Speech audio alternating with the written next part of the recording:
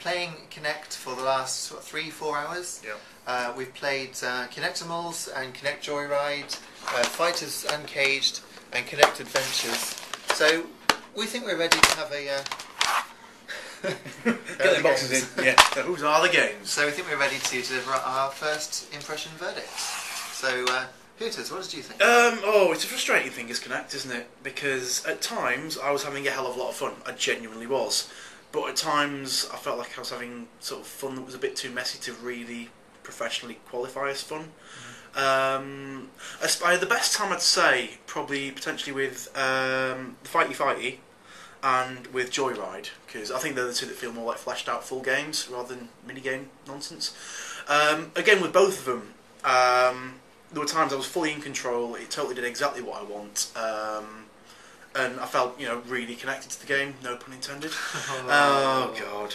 But at the same time, it's not so much that it doesn't do what you want; it kind of does things on top of what you want as well. Yeah, it throws in a few. So like on the fighting one, yeah, I mean, you can be doing punches, and the punches you put in, the punches you want will happen. They'll connect, and you feel like, yeah, this is working. Connect. Stop it! It's a word I'm going to use. Justin, let it go. But yeah, at the same time, you'll also swing a jab, and then 3 roundhouses will kick in as well, and you won't really know why. I think it's a bit like iToy. I mean, what was that? 2005 we were playing that. The interface is the same. You hold your hand up there. I think. iToy actually had a better interface because you could see your hand, whereas when you can...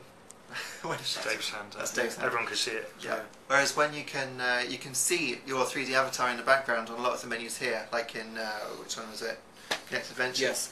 Yeah.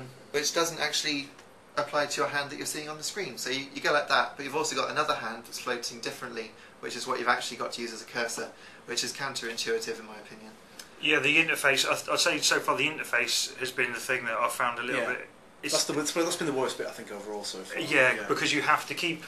Say you want to just quit out of a game, you have to keep your hand in the same position for like a couple of seconds. It might not sound like a big deal, because it's not a big deal, but it's my hand in the same place for a couple of seconds, but it just, in order for the machine to know that that's where you want your hand really to be, you've just got to keep it there for a little while, and you've got to do that with all the interface stuff. Any button you want to push, it's not like just press A to continue, it's like hold your hand there, wait for the machine to recognise that that is actually what you want it to be doing, and then it will go on and do whatever. Well, when you're navigating 3 or 4 menus in a row, it's not a big deal, but cumulatively, if you're playing a lot, especially if you're having an afternoon of Kinect games, there's a lot of doing that. Yeah. Quite a lot of doing that. And a lot of accidentally selecting stuff as well. Yeah, because I find like the screen layout seems to be really busy with really big icons, so it's really hard not to be selecting something by accident a lot of the time. So yeah, and the interface generally as well is very floaty, like the little hand or whatever each of the games use. It feels a bit sort of, I don't know, inertia. Yeah, exactly. Like it doesn't feel like it's connected to your hand. It feels like it's it feels like there's a weird. Between you and the screen, sort of like a bungee rope between your hand and the cursor. Yeah, sort of thing. Yeah, exactly. I mean, we've only been with it for a few hours, but I mean, personally, for me, it's as expected. It's not.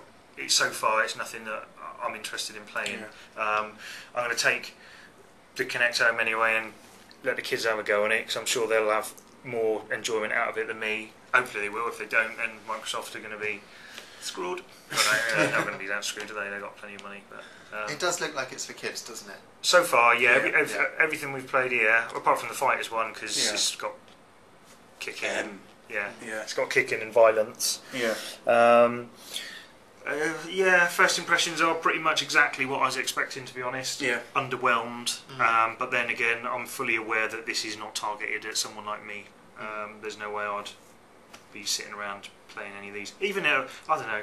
I mean, just was saying a minute ago that, I mean, a couple of the games genuinely, underneath it all, seem like pretty decent productions overall. I mean, there's a lot of polish to the whole lot. These aren't just like, little shovelware things parked out in 5 minutes. Fighters Uncaged and Joyride particularly do seem at heart like they're pretty good games. Yeah. And there is a fair bit of sort of tactical depth to that.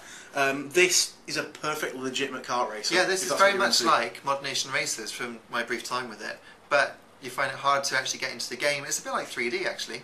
Yeah. Putting on the 3D glasses, you can't really see the game. So with this, you're there just trying to steer the car rather than actually enjoy it, because with a controller, I think that would be a fine little I'd take racer, that home but- tonight and play it if I had a controller with it, but as it is, I'm not going to. I wouldn't. Even with a controller. I think that game's lacking. There's driving games with controllers that are far superior, in my humble professional opinion. Connectimals, I thought looked lovely. It's from Frontier, which is David Braben, the guy that did. What's the windy one on WiiWare? Lost Winds, and obviously Elite back in the day as well. It looks a bit quality studio. So yeah, it's got a touch of the Rare's Viva Pinatas about it for sure. It's certainly got that mellow vibe and the green and the blue and the bloom lighting everywhere. And the fur looks brilliant. The fur is really furry. It's so sleek. Yeah. So then, verdicts in one word. Can I make a noise? You can make a noise. It's good. Yeah. A word or a noise? Just go with a noise and say. And I'll do face. That's it. Verdicts done. Okay, Done. so that's it.